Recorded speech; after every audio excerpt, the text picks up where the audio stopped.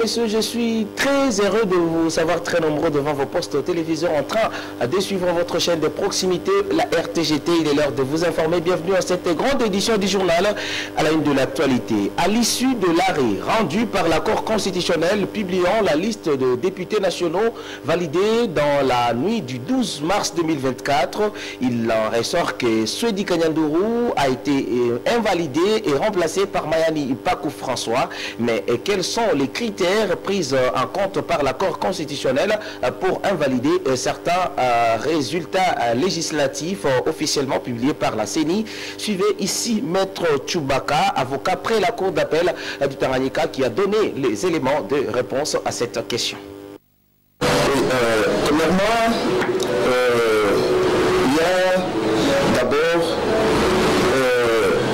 la saisine de la juridiction ou soit de la Cour constitutionnelle. La Cour, elle est saisie par la requête, soit des partis politiques, soit des regroupements politiques, soit par des indépendants. Car la loi a déjà stigmatisé quant à ce que la loi électorale qui saisit la juridiction, soit ce sont les partis politiques, les regroupements politiques qui ont des personnalités juridiques et encore enregistrées, mais aussi par des indépendants, personnes physiques qui ont postulé. Ces personnes, premièrement, morales, et deuxièmement, physiques indépendantes, saisissent la Cour par la voie écrite qu'on appelle la requête. La Cour, cette requête-là sera déposée au niveau du greffe de la Cour constitutionnelle. Là, la Cour va pouvoir examiner sa saisine. Et après la saisine, la Cour va pouvoir vérifier aussi l'intérêt de la personne qui l'a saisi, la capacité, mais aussi la qualité. C'est par là que la Cour dira que j'ai été valablement bien saisi. C'est dans ce sens-là que la Cour maintenant pourra examiner si elle est compétente ou soit elle n'est pas compétente pour statuer. Car quand vous lisez les articles 74, 76 de la Constitution qui démontrent la compétence de la Cour constitutionnelle, mais aussi la loi organique numéro 13 par 026 du 15 octobre 2013 relative à l'organisation et le fonctionnement de la Cour constitutionnelle, et à son article 81 qui démontre les compétences dans les cas sous examen du contentieux électoral de la présidence de la République, soit du contentieux des députés nationaux. Là, la Cour est compétente pour en statuer. Et dans les cas sous examen, c'était hier que la Cour s'est prononcée par ses arrêts. En invalidant certains députés nationaux pour des motifs que la partie demanderesse a pu soulever, et la partie, voulais-je dire, défenderesse a pu soulever, et la Cour a validé d'autres candidats au regard de leurs réclamations données. Donc il n'y a que deux parties. La Cour tantôt a validé certains candidats qui étaient quoi, défendeurs. La Cour tantôt a invalidé l'autre candidat qui était tantôt défendeur ou soit demandeur. Quel est le rôle et les attributions d'un sénateur? Combien de voix faut-il réaliser pour en être élu? À cette question, encore une fois de plus, l'avocat près la Cour du Tanganyika, Maître David Chubaka, est revenu sur ça. Oui. Là, à ce qui concerne le Sénat, il faudrait d'abord comprendre que les sénateurs, ce sont les représentants du peuple au niveau de la Chambre haute. Et ces derniers sont élus par les grands électeurs et qui sont-ils? Les grands électeurs sont des députés provinciaux qui se retrouvent dans les assemblées provinciales. Et la loi a déjà parlé. La loi portant sur la répartition des sièges, même au niveau du Sénat, dans chaque province. C'est selon le nombre, ok? C'est selon le nombre de députés provinciaux réservés dans telle assemblée provinciale, et c'est là même les nombres selon la répartition de tel quota de députés, de sénateurs réservés dans telle assemblée provinciale. Supposons par exemple, au niveau de la province du Tanganyika, nous avons 23 aussi 25 quelque chose de députés provinciaux. La loi sur la répartition des sièges a déjà préalablement donné une brèche qu'au niveau de l'Assemblée provinciale du Tanganyika, il y aura uniquement 2 sénateurs. Donc ici, nous aurons 2 sénateurs. Par contre, vous les trouverez par exemple dans les Haut-Katanga. Vous les trouverez par exemple dans les Nord-Kivu, ou soit au Kasaï, à Maïndombe. Ils sont à 56 députés provinciaux.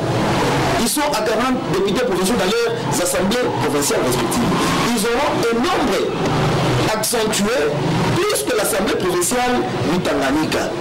Car c'est sur base de l'enrôlement que même les sièges au niveau des assemblées provinciales, des assemblées nationales et au niveau du Sénat, et ça se passe. Si il y a eu beaucoup de personnes qui se sont enrôlées, supposons que dans cette contrée-là, il y aura beaucoup de sénateurs, il y aura beaucoup de députés, tant nationaux que provinciaux. S'il y a eu peu d'électeurs, il faut se dire que nous aurons aussi peu de sénateurs, peu de députés provinciaux et peu de députés nationaux. Et c'est sur base de ça qu'on fait même les quotas à ce qui concerne la distribution des postes au niveau national. Ça c'est maintenant un peu politique, c'est depuis encore juridique. Mesdames, Messieurs, un cas de conflit foncier est signalé dans le quartier Joseph sur l'avenue Kanyama où un ministre des Affaires coutumières est allé s'accaparer d'un terrain appartenant à un jeune homme âgé d'une 30aine d'années. François Sadi, Moulongoï et Milingano Yango Marcelin sont allés sur terrain. Voici le reportage ici rendu par Samuel Mwamba-Ronstan. À Kalemi, dans la province du Tanganyika, la recrudescence des conflits fonciers fait couler beaucoup d'encre et salive. Après, un mieux sensible sur ces dossiers. Nous sommes dans le quartier Joseph sur l'avenue Kanyama. Dans la matinée de ce mardi 12 mars 2024, un certain ministre en fonction dans le gouvernement Julien Ngungwa, abusant de son pouvoir politique, est allé s'approprier de force un terrain vide appartenant à un jeune garçon âgé d'une 30aine d'années. Ayant été informé de la présence de cette autorité provinciale sur sa parcelle, ce jeune concessionnaire est allé rencontrer sur place l'autorité provinciale. Quelques minutes plus tard, un tiraillement houleux a éclaté entre le ministre provincial et le jeune concessionnaire. Cette ministre provinciale a ordonné à sa garde policière de tabasser fortement le pauvre concessionnaire du terrain sur place même. Après être suffisamment battu sous la barbe de ce courageux ministre, ce jeune homme s'est évanoui. Et peu de temps après, ce pauvre concessionnaire a été urgemment dépêché dans un hôpital de la place, dans un état d'inconscience, a dit le chef de l'avenue Kanyama.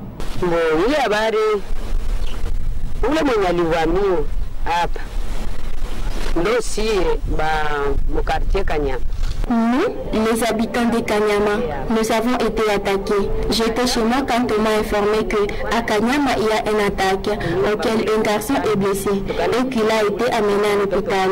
C'était un ministre qui venait avec des policiers qui ont attaqué un propriétaire d'une parcelle sous les yeux du ministre. Et c'est le ministre qui les a autorisés. L'un des chefs de bloc de Moni était sur place. Ils ont pris les crosses des pistolets et frappé sur la tête du jeune homme. et le jeune homme a eu l'hémorragie interne. Arrivé à 11h, le problème persiste encore. Je demandais à mon staff qu'on aille voir de près. Nous sommes allés sur place, trouvant le papa avec son enfant. Nous lui avons demandé si l'enfant se portait bien, mais il a répondu que le garçon est en mauvais état. Nous avons discuté avec le père du victime. Nous sommes entrés dans la chambre dans laquelle se trouvait le malade, mais il était inconscient. Il y aura qui sont venus le rendre visite. Nous avons passé un coup de fil à notre chef en lui informant que les gens se sont bagarrés. Après l'avoir informé, nous avons pris les images et nous lui avons envoyé. Ule mtoto ole Adamu itoke ndio ikadidimia kushuka chini, inavimba itoke inadidimia inashuka chini na ndoka yake. Selon les informations trouvées sur place, ces cas de conflits fonciers résultent des derniers lotissements ayant eu lieu le mois dernier dans les quartiers Joseph sur l'avenue Kanyama. La cupidité des gouvernants mettant l'appel en de nous. Ces dossiers restent à suivre. Restons dans ce même chapitre. Le chef d'avenue Kanyama fait un appel à tout celui qui a une parcelle dans cette avenue d'aller y construire, ne fût-ce qu'une mise en valeur. Et question d'éviter les cas d'usurpation issus de certains membres du gouvernement provincial qui abusent très souvent de leur pouvoir politique.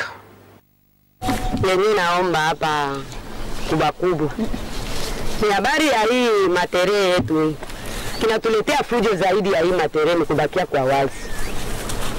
Bantu maana yake hii tu wazi ya umu ndio kitu kinatuletea fujo, maana yake hii ndio italeta konfli ya munene kuba chef. Kenye naomba ni kule kubaushika kule, batusimamie ku radio, batutangazie. Umu hivi tunaisha kwa munani mukartie. Mukartie kwa jumla. Na bingine vipande vinatiliwa na nani habari inatokea mu mwenye tuko unapaswa kupita recensement kwa parcelle kwa minza valere, kwa parcelle kwa mutu, kwa parcelle ya wazi. Kila muntu ajikusanye, tukue naye na lazima tayari kwa parcelle yake. Kwa kujikuta leo hivi tukatembea tu mumikro ya kusema halo mwekwa na parcele yake siku fulani mtu asimame Bwima, kuko mwekwa Misisi hatutamjua, kuko mwekwa Uvira hatutamjua, kuko mwekwa Bukavu hatutamjua, lakini ile maneno ikaenda kuongelewa kule kwa radio nafuu. Kabimba batasikia, wapi batasema. Kwa hiyo ni ombi yenye inabidia bakubwa batusaidie kule kwa radio kwa kuzidi batu ujenzi uongezeke na hii makonfli ipunguke kwanza. Bila ujenzi kutoka humu konfli humu haitaisha, maana yake patainuka fujo moya yenye ataleta atashindwa kuamua juu ya hii franka yenye inatubakilia wazi humu na hii mapori. Les habitants de l'avenue Solo sont confrontés à d'énormes difficultés depuis le lotissement de cette avenue. Selon le chef de cette entité, la population manque un marché convenable pouvant faciliter le commerce dans cette partie de la ville de Kalemi. Il est au micro de François Sadi Molongoï, encore une fois de plus, et Milingano Yango Marsala.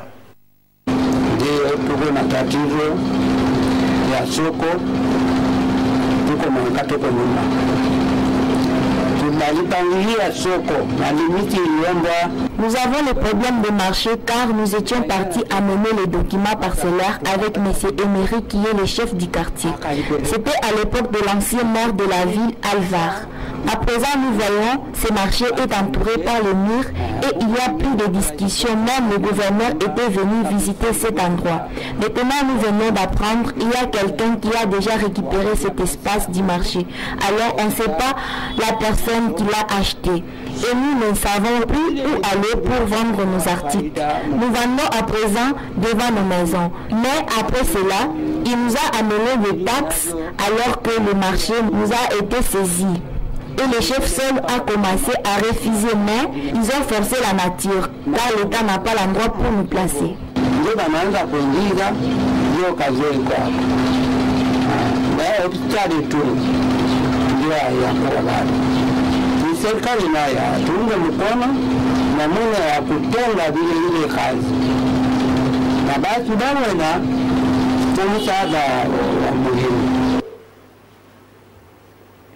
Le petit pont situé à l'entrée de la prison centrale de Kalemi s'est écroulé, y compris une bonne partie du faux septique suite aux érosions provoquées par les eaux des pluies.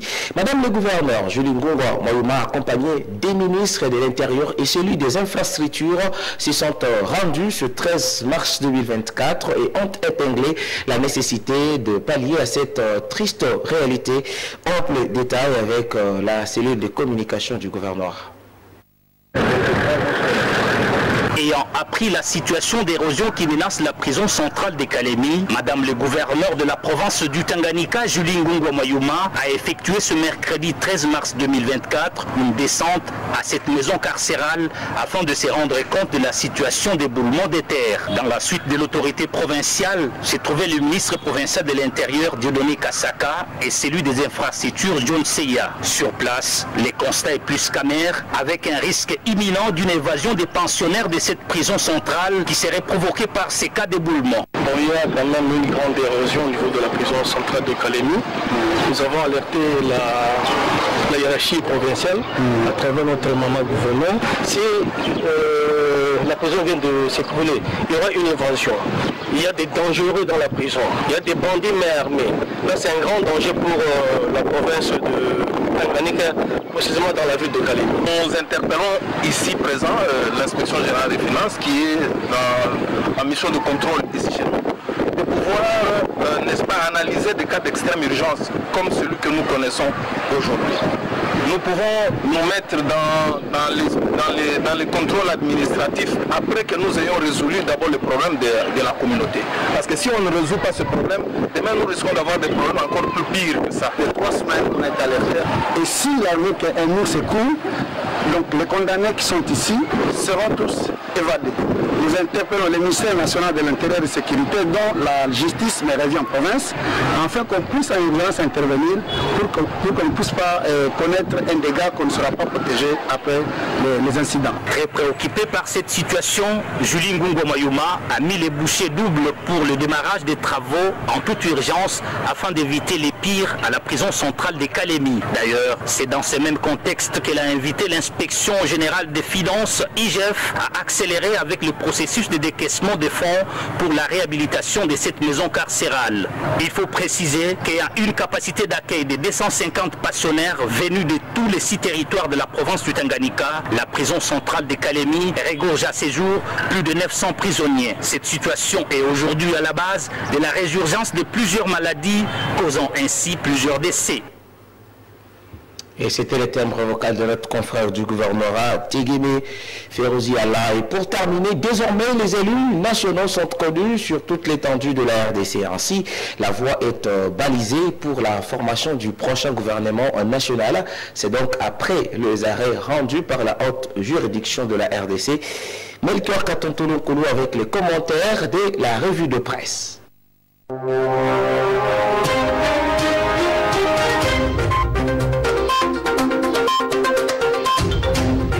La publication par la Cour constitutionnelle de la liste définitive des élus qui siégeront à l'Assemblée nationale est largement commentée par la presse parue le matin de ce mercredi 13 mars 2024 en RDC. Mesdames et messieurs, bienvenue à l'écoute du journal des journaux. De nouveaux députés nationaux ont été proclamés par la Cour constitutionnelle de la République démocratique du Congo après le traitement de 1123 dossiers introduits en contentieux lors d'une audience mardi 12 mars au siège de cette juridiction à Kinshasa, rapporte l'agence congolaise de presse. Sur 1123 requêtes enrôlées, introduites et plaidées, explique l'agence, il y a 21 dossiers de désistement, 525 affaires déclarées irrécevables et 400 affaires recevables non fondées.